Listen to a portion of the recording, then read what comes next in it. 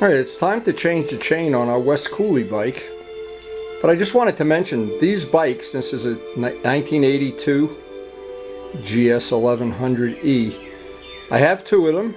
They come with a 630 chain and sprockets. I've converted the West Cooley bike over years ago to 530. It's got a conversion kit, and now it's time to change the chain. And every bike, of course, is just a little bit different in terms of how we ride it, the length of time between changing parts like tires, chains, whatever. But it's always good to keep the chain as clean as possible, which I try to do, and every once in a while do what I call a chain inspection, and I'll show that as soon as I can get this bike up on a stand. Another thing I've been able to use really to my advantage, this electric winch that I got from Harbor Freight. As a safety, whenever I'm working on a bike, I like to have something attached to the ceiling so it can't tip over on me. Now, the idea of the safety strap is you're working on a bike, and it just happens if you're on the side where it's leaning, in this case it will be leaning this way very slightly, and something were to happen, and of course accidents happen.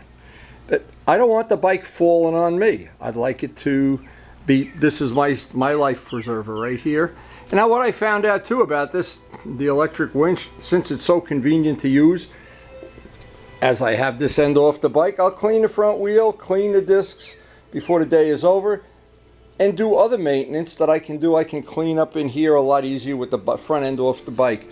But right now I just want to change the chain out. Now I'm just going to skip over the way that a lot of people do a chain, and I know it's probably okay for a lot of people. It would suit their needs. They wind up using a chain cutter, cutting a chain, attaching a new chain to it, spin it through, cut the links as necessary, and do it without ever cleaning all this area in here. I'm just not prone to do that, and if I didn't have time to do it the right way, I really don't want to do it at all. So the right way for me is I'm going to pull the side cover off, pull the shifter off. I don't have a chain guard on any of the bikes, because what I've seen happen in the past, back in the old 750 Honda days, the chain would break, it would ball up inside the chain cover, I guess you would call it, and then as a ball it would go into the engine case and break the engine case. And from that day when I saw that happen the first time, I took all the chain guards off the bike. And that's the thing of personal taste. I wouldn't suggest other people do it, but it does work for me. And I also like the mechanical look of the chain. Some people don't. So anyway, for this bike, it requires pulling this cover off, pulling the shifter off, all linkage that goes in there. And then what it's going to allow me to do is get in there and clean everything up. Now, I've already got this bike converted over to, as I said before, to 530 chain. And it's funny enough, I went crazy looking for the front sprocket on this. I went one tooth bigger on the front sprocket, and without ever realizing, the same sprocket that fits this bike fits a Hayabusa. So because it fits a Hayabusa, there's every range, every price range and size that you would think is even reasonable. And I've even thought in the future of going up one more tooth. The reason is this bike is geared low. It's geared low so you can ride with you know, a 200-pound passenger. Well, I never have passengers, and I like to ride. I like to ride a little bit above, a mile or two above the speed limit without taxing the engine. So we may do that in the future, but for right now we do have one side, one tooth over. We have a 16-tooth Hayabusa sprocket, a conversion kit sprocket on the back, and we're going to be taking this all apart and getting that all cleaned up and then installing a new chain. I just to mention a couple videos back, I wound up reviewing this little free light. You get it free from Harbor Freight. It's a flashlight. It's also a very powerful LED that really is helpful doing a job like this, and we'll be using this in the course of the job. And it's free. Just always love to mention free stuff. Now this is something that's probably very unusual, but it's worth checking. Now I always do the maintenance on a bike almost every time I ride it, every other time. I'd clean the chain using kerosene and then re-lube it and clean the sprocket. So everything's relatively nice. But then I do this check. And I noticed that just recently this had happened. Watch. I want to show this. This is something you can check on your bike in a minute. and see, maybe you have a chain that's ready for replacement. This has got about 24,000 miles on it right now, so it's probably due to be changed anyway. But watch how the teeth fall into the sprocket, nice and clean, nice and clean, nice and clean. Now watch what happens up here. Look at that link right there. That link isn't dropping in the way it should. As it goes around, yeah, it drops in, but what it's doing, you see the space up there? I don't know if you can see it. That link is probably, and it might have been bad for a couple hundred miles now, because since the last time I checked it, it was not doing that the last time I checked the chain. So it could be that link is bad. Now, somebody told me that, and it's another person who has a GS, it told me a trick, that the overflow pipe on these, and I want to show this. Here's what might have happened. Here's the overflow pipe here for the battery. Is right here. It's right above the chain. And so what might have happened is, from the battery years ago, over the winter, dropping some sulfuric acid or something on there, or just water, and that one link rusted. But the whole chain is probably worn out anyway. So rather than try to fool around, I'll do some kind of economy repair. I had Vlad, and Vlad graciously got me another chain, and we're going to replace the whole chain with a brand new Regina chain. But that is something you can check on your own bike. When these links get funky, and especially if you're not prone to doing the maintenance in a normal way, that happens. And if that breaks while you're going 100 miles an hour, that can ruin your whole day, or take out the case, or kill the guy behind you. And that's why we like to share this information on the video. So I guess the first part of any chain replacement is deciding when you're going to replace it and with what quality of chain. In my book, there's really basically 3 levels or 2 levels of chain. There's the real crap that has no O-rings that we used to use on RDs years ago. The chains are about $30, $40. Yeah, and they were $30, $40. These are typically the $100 to $200 range, depending on the quality. And then there's the super bike chains, the ones like I would use when I replaced the R1.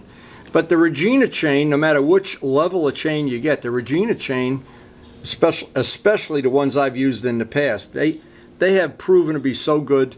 Need very little adjustment over 3-4 hard days of riding. They almost never, once they do the initial stretch, they're probably good for 1,000 miles between adjustments. Now Vlad has gotten me the chains, and it's motoworld.com is his site, and that's his business, of course. And I've gotten even a Regina chain on the RD. I like them so much. Even though this is a very low horsepower bike, you basically, that chain is way overkill, but I sleep better. And when I'm on the throttle wide open chasing Luciano, that chain feels better and better. And it's only fair mentioning, you know, I've used the Sprocks. I've got them on several of the bikes now. And the good quality chains. And I think every penny you spend on that is just insurance that you're going to get back from your ride and be a happy camper. Now these chains come with, there's some pretty specific instruction on how to use the chain breaker, how to put in the master links. They give you some real detailed instruction for how to do this if you've never replaced the chain. And I pretty much do everything the old school way, but I can tell you one thing right now. When I started many years ago, I bought the $30 chain breaker and it broke. Then I bought the $50 one and it broke. What I finally wound up doing, and Pete at Circle Cycle had one in stock there, and I just was so frustrated. I bought the Motion Pro one, and it's lasted probably 10 years now. And it pops these chains in and out with very little effort. Again, there's very specific instructions with the master links of exactly how to do this, depending on how you're going to put this chain together. And I always order the chain 1 or 2 links longer than I need, because that oversized front sprocket might mean I need the extra link. I don't really know. So the next thing is take the old chain off. Now, since I know Tim is watching all these videos, I can tell him right now, and Tim basically had a bike. He was going on a long trip. He needed a chain. I gave him my chain breaker. He was at the shop, had the bike all jacked up. And I went out and I was watering the garden and feeding the fish about a half an hour, and I came back and he was struggling to get the chain off. And I said, do you really want me to get this chain off right now? And he says, yeah, please, please. I went and got my cutter and just went, and the chain came flying off. And he was really impressed.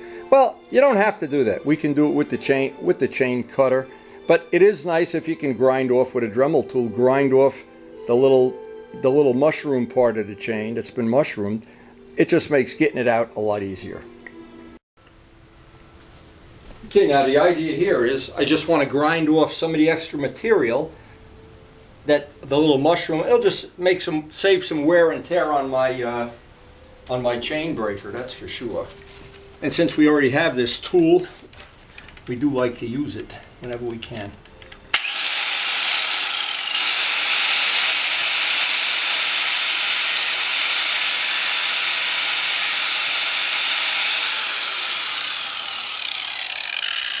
Another very handy tool from Harbor Freight.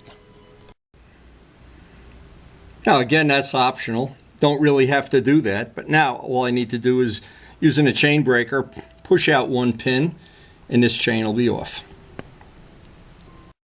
So with the chain breaker on, and this is a good tip, this is why I grind this away. It just saves wear and tear on the pin on the chain breaker. And it's really important if you have an inexpensive one. This one has hardened steel pieces, but it's never a good idea to make this job any harder than it is. It's a big of a pain in the neck as it is.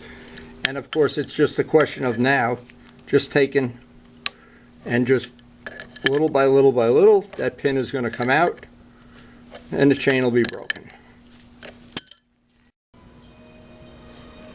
Now you can see once that's cut, it's a pretty simple thing to get.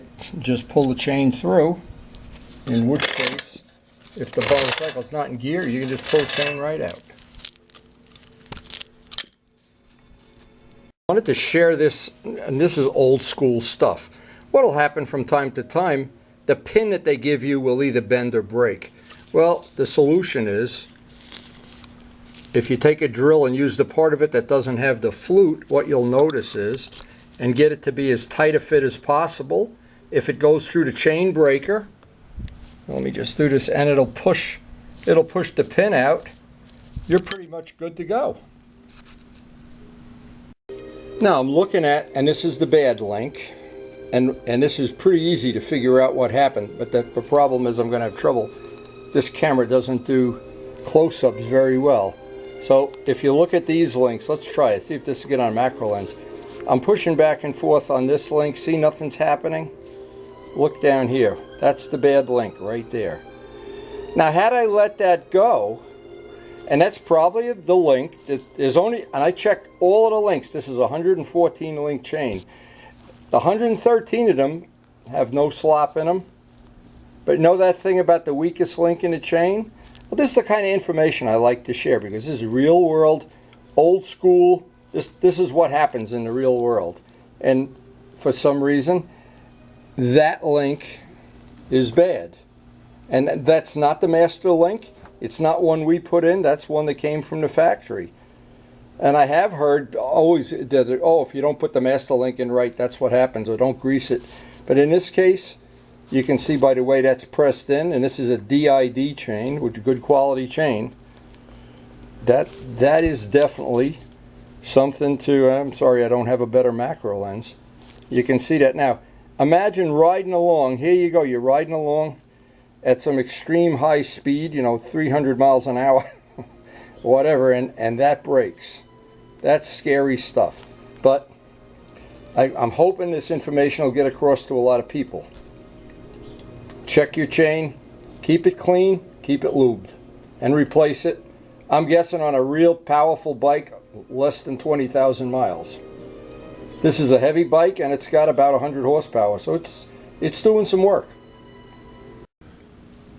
Now before I pull a side off the engine, this is just a couple of quick squirts with its diesel fuel and an old rag that I will throw away, and I'll get in here, clean everything I possibly can get to, get all the old grease. I don't want any of this grease that I can get off. It's very easy to get it off when the chain's not there. I can clean the wheel, getting everything cleaned up right now. The whole back of this cleaned up, and then it'll be time to pull that front off the engine. This is the part they don't do when you bring it to a dealer. Now, one thing I personally like, and I've owned this bike since it was new, so nobody's ever abused it, or at least I haven't abused it, but the shift linkage on this, to me, is a real nuisance, because to get it off, as you can see, to get that linkage off, and then to fine tune it, if you get it where I just want it, it bottoms out. So I always have to use it with a little bit higher than, well, than I really like. But I always try to save, another thing too, I try to save the adjustment that's on there, but then get it back on the correct spline. But this is really a nice smooth shifting bike, and that's one of the things, one of the reasons I've kept it over the years and enjoyed 40, coming up on 43,000 miles. And the rest of the bolts come off. This piece will come out, and when it comes out, it's going to be filthy. Now, when Glenn was here working on his Ducati, we cleaned inside there. We did an oil pan full of kerosene. This has been cleaned about, well, probably 20,000. No, when I put the sprocket on, it's probably not really dirty, but it's always filthy. I always want to clean it with kerosene. There's just something, I don't want all that stuff dripping down onto the chain, and when you ride on a dusty day, it turns into flypaper inside there. So I know there's other ways to do this, and I know for sure, you go to the dealer, they do not do this. This is why when you maintain your own equipment, I think it's just better in the long run. Now, a couple little worthwhile tips. I always take the bolts off, line them up, leave the wrenches I'm going to use to be reassemble this. But in this case, I do a counterclockwise pattern, because if you look at the bolts closely, no two are the same length. They're pretty much, well, two are look the same, but it doesn't really matter. I want to make sure I get the correct bolt the first time in, because sometimes when you have bolts of different length and you get the wrong one and you catch one thread and then strip that out, and it's a problem. So doing it that way, now just with this case will come right off. I'll just tap it with a rubber mallet, it'll come right off, and we'll see how dirty that is inside. But that's a good tip. And always leave the bolts in some sequence so you know when you're going to put them back on. Another thing, this little switch, the kickstand switch, has to come off so you can get the last bolt out. But that's pretty typical of the way that the Suzuki made these bikes. Relatively easy to work on, pretty straightforward.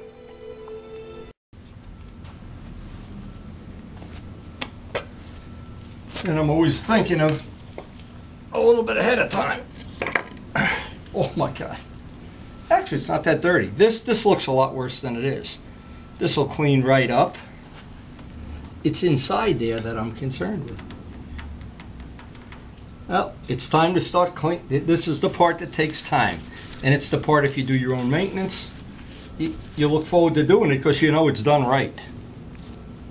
Most bikes with 42,000 would look a lot dirtier than this.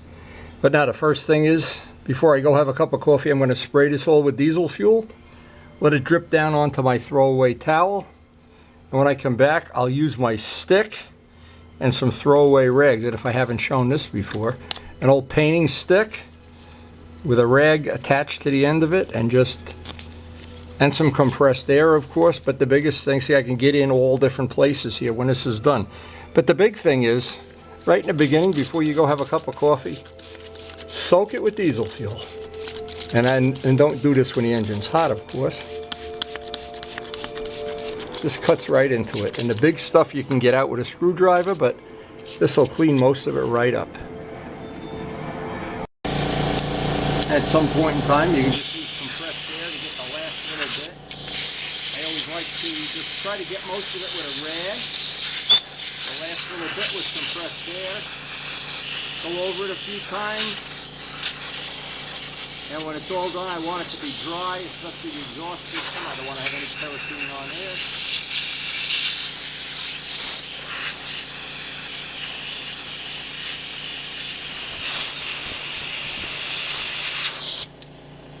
So between the kerosene or diesel fuel and the compressed air and these rags obviously go in the garbage, and that stick, that should be relatively clean before we get the new chain up in there.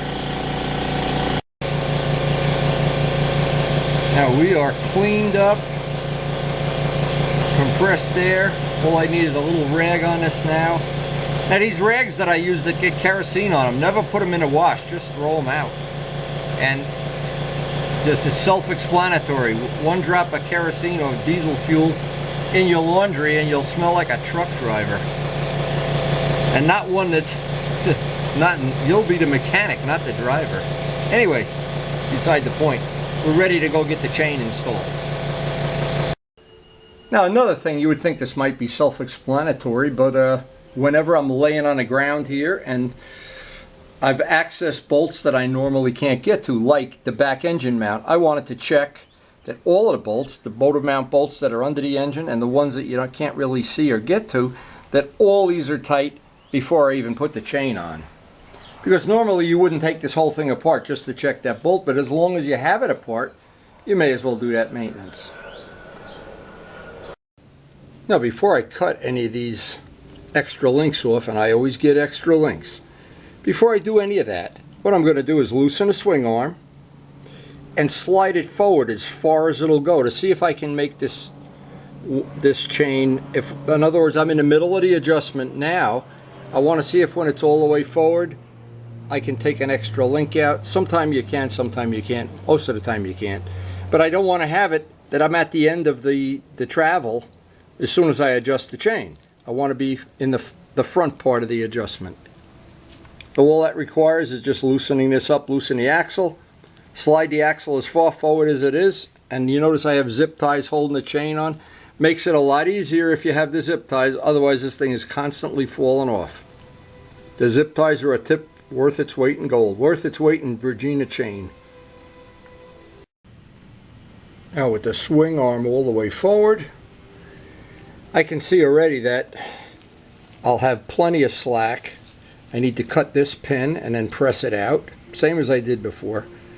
Then when I bring that up to put the master link in, that'll give me a half a link of slop. I'll take up the adjustment here and that should be perfect. But I always order chains with an extra link. I'm just old school. Now it's difficult to do this with one hand, but I need to grease the pins, put plenty of grease in there, and this little clip goes on here. What that little clip does, it gives you the right spacing so you don't squeeze the O-ring. Now same thing on this side. I have to get this side in, get the two O-rings on there, the clip and the chain piece. Now once that's all set up, you need to set the tool so that you can press the side plate on, and then we're going to have to flare the ends. Now this takes a little time. You got to disassemble a part of the tool, put this in, so this is actually going to do the pinching, the squeezing, and it's going to take the side plate and press it on. Now when you're doing the operation where you squeeze the plate on, haven't knurled it yet, just put the plate on, a good double check is, if you have a micrometer, is to measure the links, and then once you take the tool off, make sure you're within 1/1000th of what that thickness is. You don't want that plate too sloppy, and if you squeeze it too tight, what happens? You defeat the purpose of the O-ring. So in this case, I've got it within 1/1000th of what all of the links of the chain are. It's just a redundancy that'll keep your chain where the O-rings are and where the wires are that are separating everything. From this point on, you can pull the wires out. So now we have this thickness within 1/1000th of the rest of the links. We can pull the zip ties off, pretty self-explanatory. Reset the tool for the part of it that mushrooms out. It does one at a time, of course. Mushroom these out to spec, but make sure we're not pushing this together. We just want to mushroom this just enough. So this is basically the setup. The dimple part goes in that side. This part is now going to get screwed in, and as it presses the chain, it's using that little die, it's going to dimple that one of the posts of the chain one at a time. Kind of straightforward operation, but this is a lot better than having that clip on the chain, that's for sure. A lot safer, I think, too. Of course, the one thing not to do is to squeeze this so tight that you squeeze the plates even tighter. So at this point, we're basically done, totally done with the chain breaker. Now what I do is I have a little container. I keep all the extra links, and a tub. I keep this, and I always keep the instructions just for my own reference. And before I put it away, I would always put just a drop or two WD-40 on the moving parts, the threads, because again, it's steel and we're in a damp garage. I don't want to take it out 6 months from now and find out it's all rusty and corroded. I wipe it down now with a rag with some WD-40 on it. Now we're done with that for the day. Next step, pretty self-explanatory. Adjust the chain, make sure it's equal on both sides, and that I have an inch of play. Now, and what's going to happen now, the first couple times I ride the bike, I'll take a relatively smooth, not a MotoGP ride, let the chain stretch in, and then lube it. In the meantime, I'll just wipe off all the extra grease with a clean rag, only because I don't want the grease flying all over the bike. Now with the chain adjusted, last thing is just to put the side cover on the engine. Everything in there, bolt the shifter on, adjust it, wipe everything down with a clean microfiber. And it isn't a riding day today, but we'll be ready to ride the next day. The sun is shining.